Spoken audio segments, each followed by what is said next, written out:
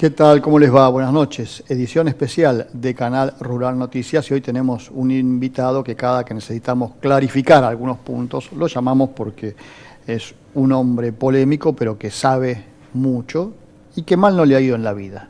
Así que vale la pena escucharlo. Gustavo Grobo Copatel nos acompaña esta noche, hacemos la presentación del programa y ya charlamos con él. Auspicia este programa Bolsa de Cereales de Buenos Aires, 164 años de trayectoria junto al agro. Asegurate contra granizo en La Segunda, donde lo primero sos vos. Grupo Asegurador La Segunda. Agricultores Federados Argentinos SCL brinda los mejores productos y servicios, sumando valor a la producción. Descubra los beneficios de la cooperativa en el centro cooperativo primario más cercano. ¿Qué tal, Gustavo? ¿Cómo estás? Gracias por venir. Claro, un gusto. Bueno, tenemos muchos temas para charlar con vos, pero empecemos por el más complicado, el trigo transgénico. Vos sos de los que estuviste con el presidente, por supuesto con la empresa. ¿Por qué pasó lo que pasó? ¿Por qué pasó lo que pasó? Primero porque tenemos, por fuerza del trabajo, la creatividad y también la suerte, por qué no decirlo, en Argentina la posibilidad de tener un evento único en la historia del trigo, que es un evento que ya se ha mostrado que produce un aumento de productividad del 20% cuando hay sequía, pero la particularidad de este evento es que también aumenta la productividad cuando no hay sequía. Es decir, es un evento realmente muy relevante con cambio climático, muy relevante en el mundo. Es una forma de mitigar los impactos del cambio climático. Y es argentino. O sea, es un evento que está hecho por científicos del CONICET, por una empresa enteramente argentina. Y entonces tenemos la suerte, o sea, acá no hay más que un riesgo, es una suerte de que podemos hacer algo que ni Estados Unidos, ni Australia, ni grandes empresas que han puesto mucho dinero lo pudieron hacer. Sí, pero no lo quiere nadie, aparentemente. No lo tiene nadie. No lo quieren los compradores. Eso puede ser, viste el cuento que cuando fue alguien a vender zapatos a África, decía, no puedo vender porque nadie usa zapatos, y otro dijo, no, acá hay una oportunidad. Bueno, esto puede ser una oportunidad enorme de que Argentina entre a las grandes ligas globales en la biotecnología. En un mundo donde va cada vez más hacia la biotecnología, esto nos posiciona en una situación extraordinaria y ese es el desafío. El desafío no es solo tecnológico, sino si estamos preparados como sociedad, como cadena de valor, para ser líderes o para ser, tomadores de tecnologías que hacen otros. Está bien, pero más allá de la cuestión tecnológica, hay una cuestión comercial. Sí, obvio, eso es un riesgo que es innegable y nadie lo niega, ese riesgo. Nunca nosotros pero lo negamos. ¿A vos te parece que estamos en condiciones de correr ese riesgo hoy con un trigo es altamente competitivo a nivel mundial, donde están todos esperando a ver quién le roba el mercado a quién? Claro, no, yo lo que creo es que hay que trabajar para que ese riesgo sea el menor posible. Ahora, si nosotros que somos líderes tiramos la toalla de movida sin haber dado la lucha, no somos líderes, estamos condenados a pero de alguna hacer manera, colonia, como decían antes, ¿no? ¿no? Es decir, nosotros lo que está proponiendo en este momento Bioceres no es desregular sin límites y correr todos los riesgos. Lo que estamos proponiendo es, tenemos que hacer un trabajo que requiere pasar por algunos hitos. Ese trabajo es mucho mejor si lo hace no solo la empresa, que ya lo está haciendo, sino lo hace toda la cadena de valor y toda la sociedad argentina. El liderazgo requiere de un movimiento de toda la sociedad, del gobierno incluido. Entonces, si nosotros nos negamos a dar esa batalla, y bueno, en algo que podemos ser líderes, ¿qué nos queda? Es otro fracaso para la Argentina. Bueno, pero en realidad hoy lo que se empezó a trabajar ahora es eso. Sí, lo que se empezó a trabajar es eso, pero con una condición que a nosotros nos parece que no es adecuada.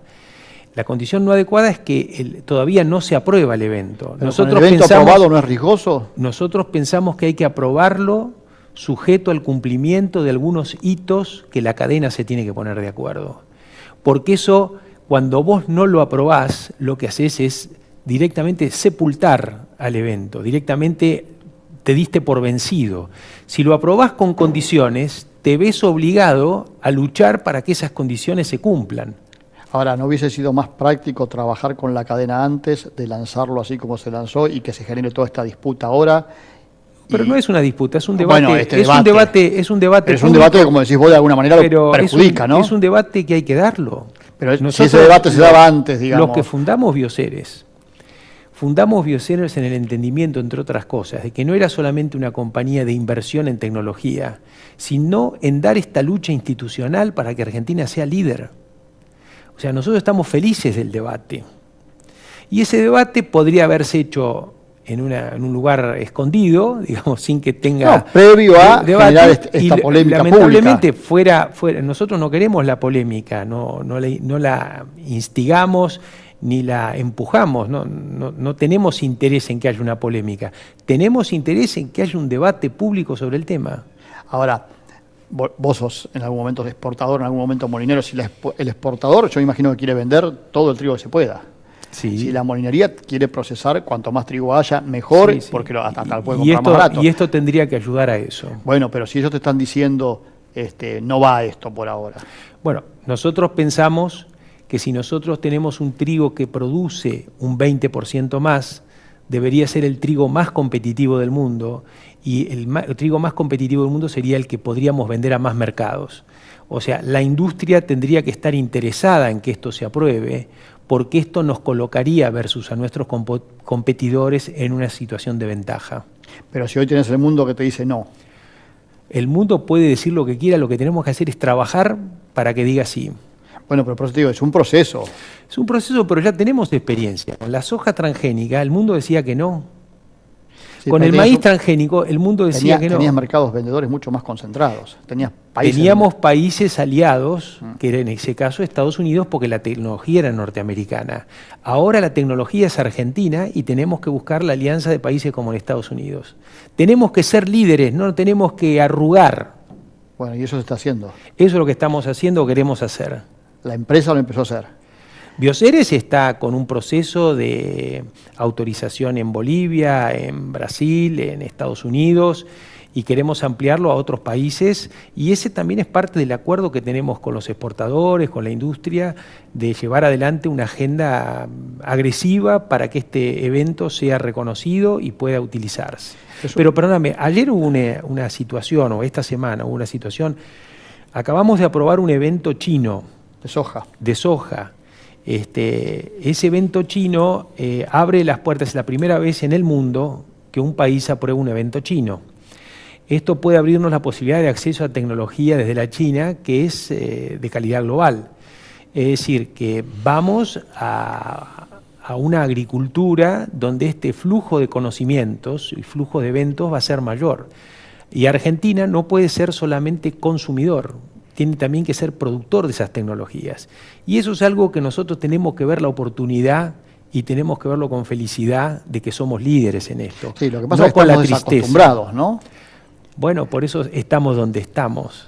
Claro, por eso digo, bueno. Argentina está donde está porque no se asumen este tipo de riesgos. Bueno, pero ahí reconozcamos que a veces las cosas hay que hacerlas de alguna manera para que esto no se provoque la crisis, entre comillas, como consecuencia de la innovación. Pero ¿cuál es el problema que vos le ves a que haya un debate público sobre esto?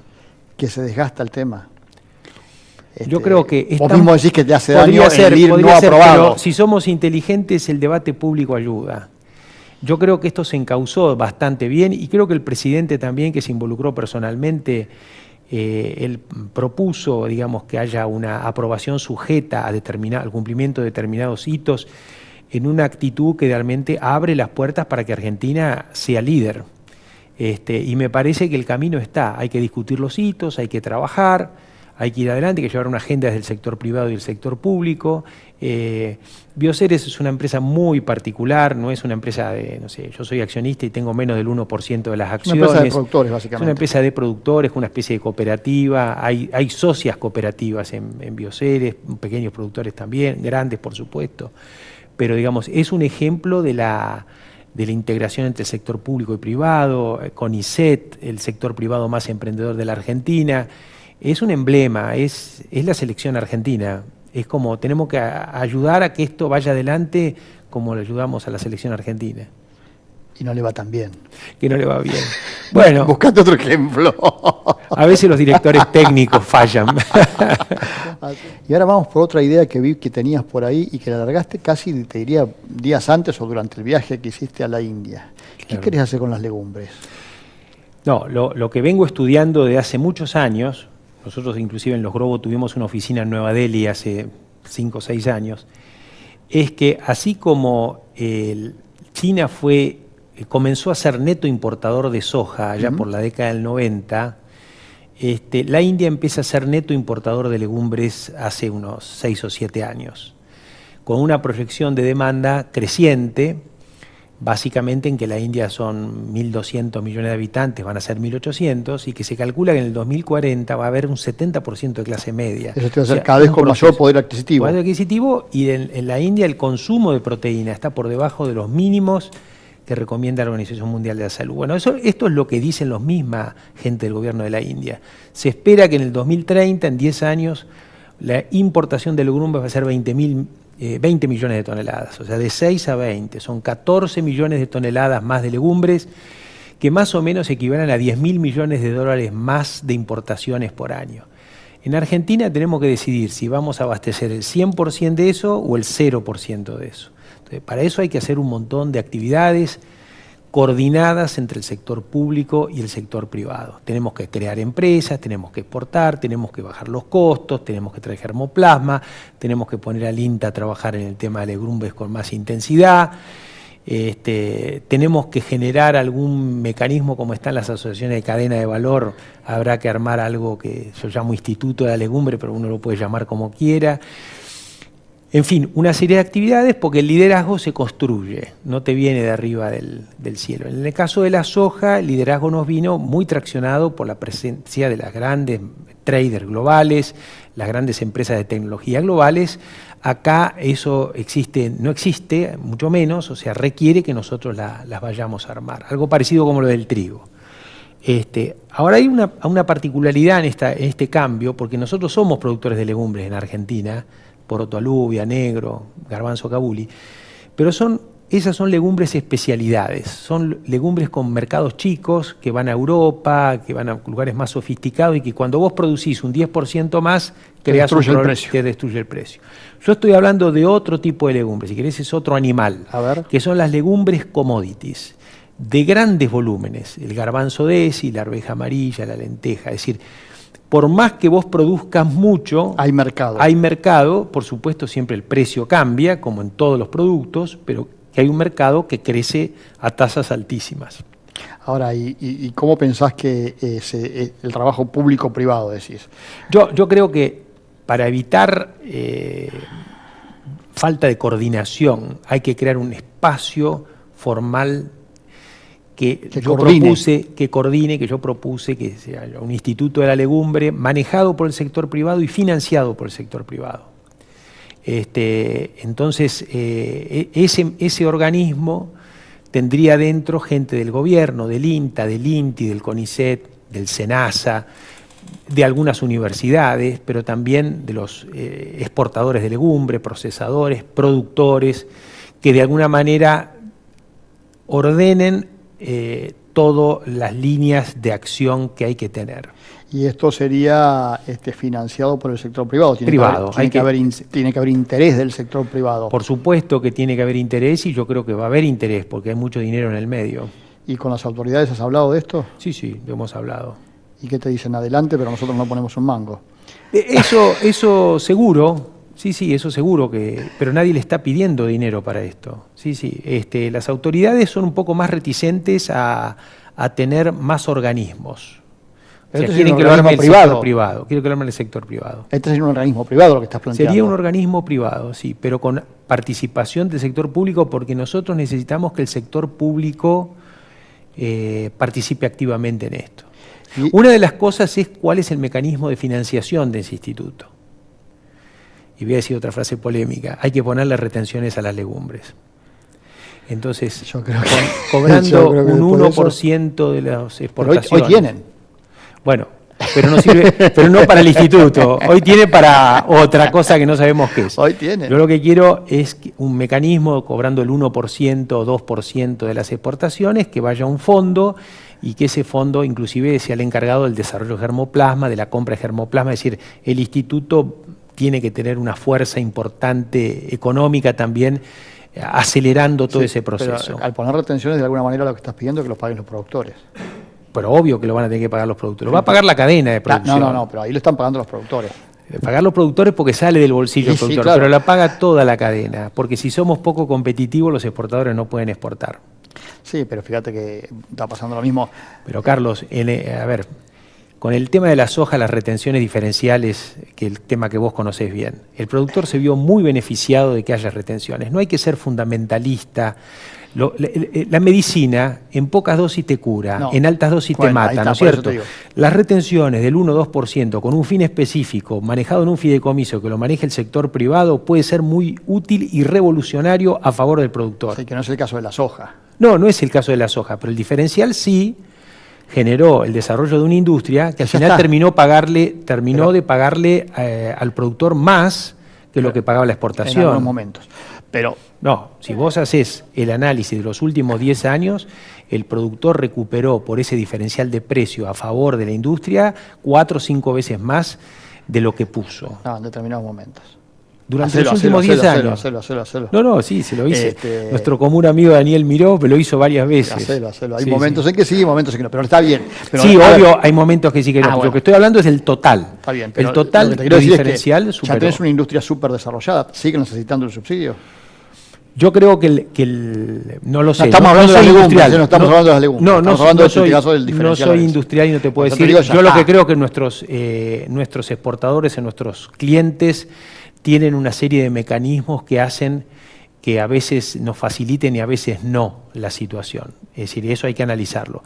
Pero en todo caso, no hay que ser fundamentalista, Carlos, con las cosas. Hay que ser inteligente y hay que ser práctico y hay que ver específicamente cómo son las cosas. Bueno, pero por eso te digo, hoy tenés una industria absolutamente desarrollada, eficiente, moderna, sobredimensionada porque la producción de soja no alcanza, aunque pero que este año el 50% no pudo moler porque se vendió como poroto. Nosotros tenemos que tratar... se vendieron 3.400.000 toneladas como poroto nada más. Nosotros tenemos que llegó tratar... al 10% de la cosecha. Nosotros tenemos que tratar, en términos porcentuales fue el año que menos se vendió del volumen total. Pero bueno, porque hubo poca. Pero el tema es el siguiente. Si nosotros logramos moler y vender harina y vender aceite, desde mi punto de vista, es mucho más eficiente e inteligente que vender el poroto de soja. Si lográramos vender biodiesel sería mucho mejor todavía. Totalmente. Y si lográramos vender los chinos aceite, te compran poroto. Bueno, pero hay otros mercados que no lo compran. Entonces, la India compra aceite. Entonces, ¿por qué le vendemos? ¿Vos crees que los exportadores le venden porque pierden plata? ¿A quién? ¿A China el poroto? No, es porque le conviene vender el poroto y no molerlo. Y a nosotros tenemos que tratar de que le convenga molerlo porque no eso finalmente es mejor para nosotros. Estamos todos de acuerdo, pero saquemos las retenciones. Si vos le sacás las retenciones, la industria corre peligro. ¿Por qué?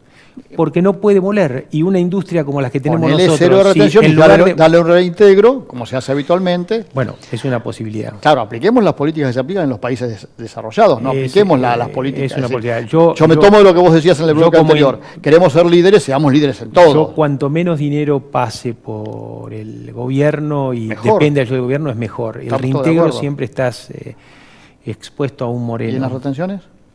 Las retenciones se las lleva el gobierno y te genera una diferencial de precio. ¿Y el diferencial arancelario quién lo paga?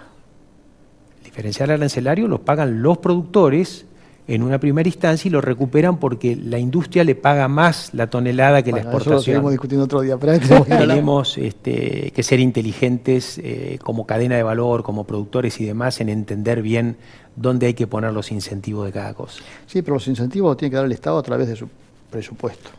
No lo tiene que pagar otro sector de la cadena. Esa es mi idea. Ahí sí soy fundamentalista, si querés. Lo vamos a discutir eso. Claro. Yo lo que creo, volviendo a la legumbre, si pagamos el 1% de derecho de exportación, eso es otra cosa. Eso va al Instituto de la Legumbre. Con ese dinero el Instituto de la Legumbre puede acelerar la compra de germoplasma, puede acelerar la investigación, puede financiar al INTA para que haga esa exportación. Estamos, de alguna manera, contribuyendo al agregado de valor. Tenemos el ejemplo del IPCBA, por ejemplo. Sí. financiado por la producción. ¿Mm? Después, si funciona o no funciona, es otro debate, pero Sí. el ejemplo está de que Sí, hay un está bien, antecedente. si hacemos el IPCBA y después prohibimos la exportación de carne. Claro, por eso te digo, bueno, después como tiene que el ver que con escupió para las arriba. políticas generales. Ahora, hablando de políticas, ¿qué estás esperando para este 2019 tan particular? Que pase rápido. Que termine pronto. Que termine ¿no? pronto. Y que en el 2020 estemos todos bien. Es un año que tiene la complejidad de que el foco va a estar en las elecciones. La discusión sobre las elecciones no aparentan ser una discusión de los temas de fondo y demás. Es quién es más malo que quién, ¿no? Quién es más malo que quién y a quién le tenés más miedo que a quién. Y me parece que no va a ser un año muy constructivo que digamos, y en el mientras tanto un sufrimiento de las empresas enorme. Es bastante difícil convivir el día a día con estas tasas de interés y bueno, va a ser un año complicado. Ya lo es, ¿no? Ya estamos viendo. A pesar de la gran cosecha. Bueno, el sector nuestro, la gran cosecha, yo creo que lo va a permitir, es de alguna manera recomponer el capital de trabajo que se perdió el año pasado. Y de alguna manera, no creo que sea un año tampoco positivo, pero sí un año un poco más holgado como para patear para el año que viene, ¿no? Ahora, la reacción de los productores, ¿cuál va a ser? ¿Me siento con la mercadería que me pueda guardar y me quedo y espero No, a el ver qué productor pasa? va a tener que vender lo que necesite. Claro, por para eso digo, vivir, una vez vendido lo que necesita. Va a ir vendiendo lo que necesita y lo que necesita es mucho. O sea, ¿Vos creés que hay una gran necesidad de...? Sí, tiene que vender, tiene que pagar la deuda, tiene que financiar la nueva. Y digamos, y entre vender la cosecha o tomar deuda, evidentemente la ecuación hay que vender la cosecha y no tomar deuda. ¿Qué va a pasar con el tipo de cambio? No, pensás, te estoy preguntando, ¿no pensás que esa incertidumbre no va a influir en su decisión? No creo. Yo creo que el productor se maneja más con la necesidad que con la especulación. La especulación puede ser de corto plazo, una semana, un día, pero no mucho más. En cuanto a las expectativas políticas, ¿qué te genera este año de incertidumbre? ¿Te da miedo? Bueno, es un año bisagra, ¿no? Es un año importante, ¿no? Va a ser la primera vez en la historia que termina un gobierno que no es peronista, y digamos, y con la posibilidad todavía abierta de que pueda ser reelecto. En ese caso serían 8 años de gobierno no peronista. Eso desde el punto de vista político es un dato importante. Yo prefiero las alternancias siempre, pero obviamente las alternancias dentro de un marco, digamos, de lógica y de continuidad. ¿No? Y bueno, hay que ver quién es la alternancia, la propuesta que hay en la oposición sobre la alternancia a Macri. Todavía no la vimos. Te resultaron 4 años, primero que pasaron demasiado rápido. Todavía falta, pero pasaron demasiado rápido. Pero de alguna manera sentís que no se cumplieron con las expectativas como lo sentimos muchos. Yo lo que creo que no se cumplieron las expectativas y creo que la gente del gobierno también piensa se da eso. cuenta. Sí, sin duda. Y pienso que piensan lo mismo. Las explicaciones y los motivos son diversos. Yo creo que inclusive dentro del gobierno hay conciencia de que algunos motivos tienen que ver con cosas que no dependía del gobierno y otras que sí, que dependía del gobierno. Me da la impresión de que hay conciencia de eso. Si vos tuvieras que invertir este año... Si yo tuviera que invertir... Nosotros invertimos siempre, digamos, la empresa va creciendo. Este año ampliamos la red de sucursales, tenemos un plan bastante agresivo de crecimiento territorial. ¿A qué le están apostando? No, nosotros apostamos a que Argentina va a producir muchísimo más de lo que produce, que va a haber legumbres, que va a haber más soja, maíz, trigo transgénico, no transgénico, y queremos dentro de ese panorama ser líderes, ser uno de los referentes. Pero ¿y si te cambio el gobierno el año que viene? Mira, los gobiernos lo que hacen es acelerar o enlentecer los procesos, pero un poco el proceso es...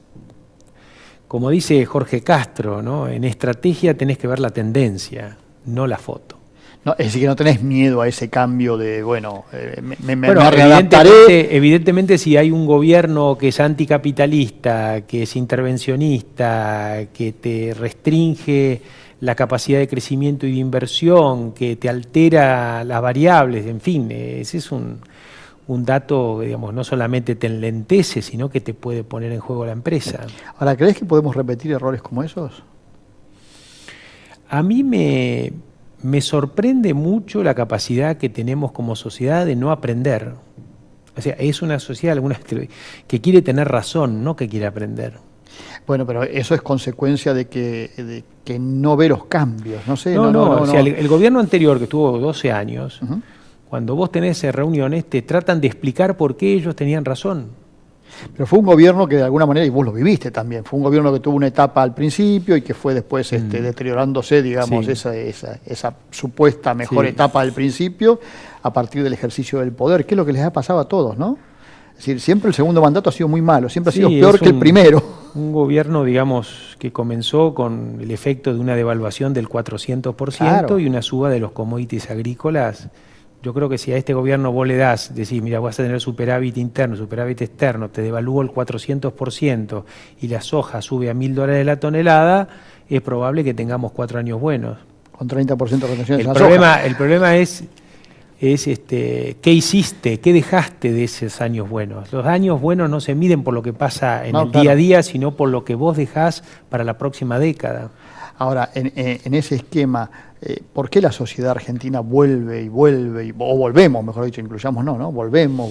Son y varias volvemos? cosas. Primero, que hay un mecanismo a nivel mundial de temor al capitalismo y a lo que puede llegar a pasar. Pero el mundo se va reciclando, nosotros Sí, nos quedamos encerrados en Sí, nuestro lo que propio pasa mundo, es que ¿no? la estructura, la base no cambia en el mundo. Puede cambiar un gobierno, puede cambiar eso, pero las medidas de fondo no cambian. Por eso te digo, Acá el mundo sigue, nosotros somos los que... Nosotros discutimos la medida de fondo, discutimos si el capitalismo sirve o no sirve, discutimos si la democracia cómo es, tenemos discusiones muy básicas que todavía no hemos resuelto. que el mundo ya las ha superado hace años. El mundo las ha superado hace años. Porque yo tuve la sensación de, y no sé vos qué te pasó, pero me imagino que algo parecido, que hay, con la diferencia que lo vivís de otra manera, pero muchos argentinos dejaron de ver al mundo durante los últimos 12 o 15 años, Sí. y ahora cuando vuelven se encuentran con que el mundo es totalmente distinto a lo Claro. que pensaban. Es decir, Argentina está igual que hace 12 años y el mundo cambió cualquier cantidad. Y claro, y cuando salís Sí. al mundo te encontrás con que no Sí. es el mundo que esperabas encontrarte. Sí, uno de los pocos lugares donde se ve el cambio es en la ciudad de Buenos Aires, hay que decirlo. La ciudad de Buenos Aires es una ciudad que está cambiando. Sí, Tendría que ser así toda la Argentina. tiene- Está bien, uno puede discutir que con los Lo vamos a meter impuestos en que un lío. pagamos, Claro. qué sé yo, pero dicho Es la más fácil por de lo que administrar, sea, te por diría. lo que sea, acá ocurren cosas que transforman, ¿no es cierto? En otros lugares no. Es distinta. Si avanzamos sobre esto, por ahí nos quedamos sin televidentes, pero es distinta. Es distinta. No digo ni que sea mejor ni peor. Y En probá, algún caso, a cualquier lado, vos vas a cualquier pueblo del interior, Ah, yo pueblos lo que están- recorro mucho, con mucho cariño, tengo miles de amigos, clientes, sí, claro. y están iguales. No, hay pueblos que han crecido mucho.